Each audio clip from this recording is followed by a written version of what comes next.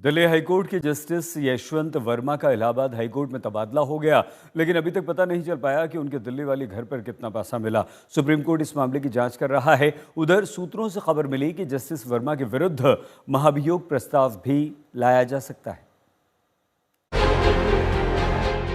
Justice Yashwant Verma पर भ्रष्टाचार के आरोपों के बाद हंगामा मचा हुआ है।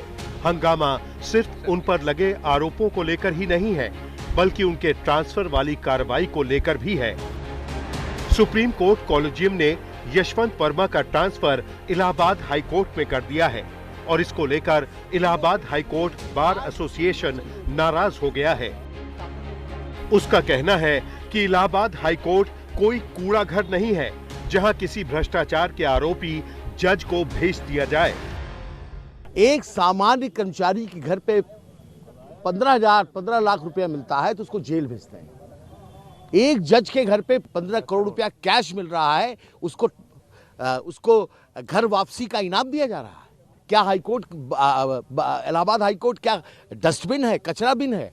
किसी जज के ऊपर अगर कोई चार्ज लगता है तो उसको इलाहाबाद हाईकोर्ट भेज दिया जाए। क्यों इलाहाबाद हाईकोर्ट भेज दिया जाए? क्या हम लोग का कोई वो नहीं है?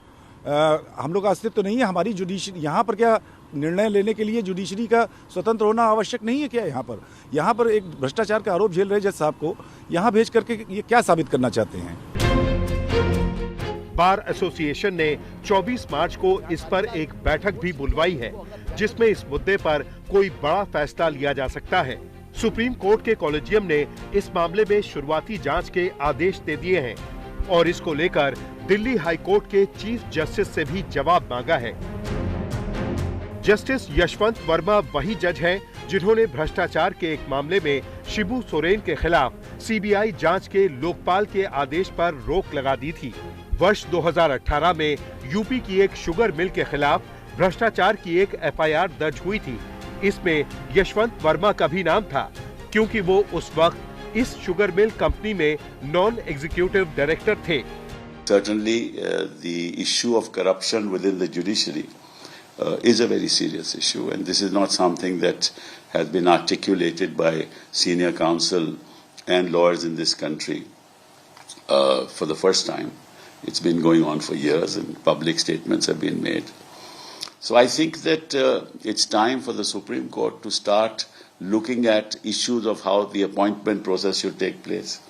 That it should be more transparent, appointments should be more carefully done. The law is that a judge is not immune from prosecution under the Prevention of Corruption Act.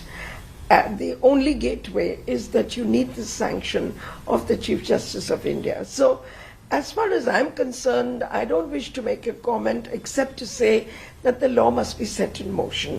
Because the minute you get a recovery of quote-unquote large amounts, quote-unquote a pile of cash, what is a large amount? What is the pile of cash?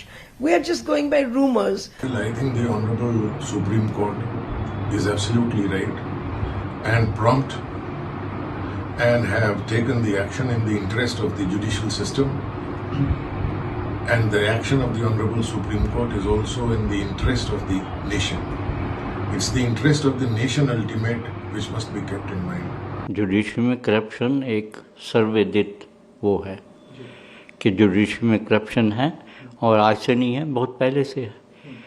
और हमारी judiciary के जो महामहिम हैं जिनको इसके ऊपर action लेना चाहिए उन्हें भी मालूम है, लेकिन इसको ठीक करने के लिए और करप्शन को दूर करने के लिए कोई ऐसा उपाय नहीं किया गया आज तक कि ये दूर हो सके। करप्शन बढ़ती ही जा रही है और आम आदमी को इसका फल भुगतना पड़ता है।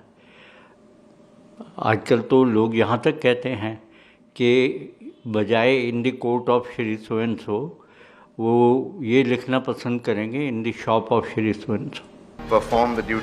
अब सवाल ये उठ रहा है कि इतने गंभीर आरोप के बाद भी यशवंत वर्मा दिल्ली हाई कोर्ट के जज कैसे बन गए। दिल्ली से हिमांशु मिश्रा, आज तक।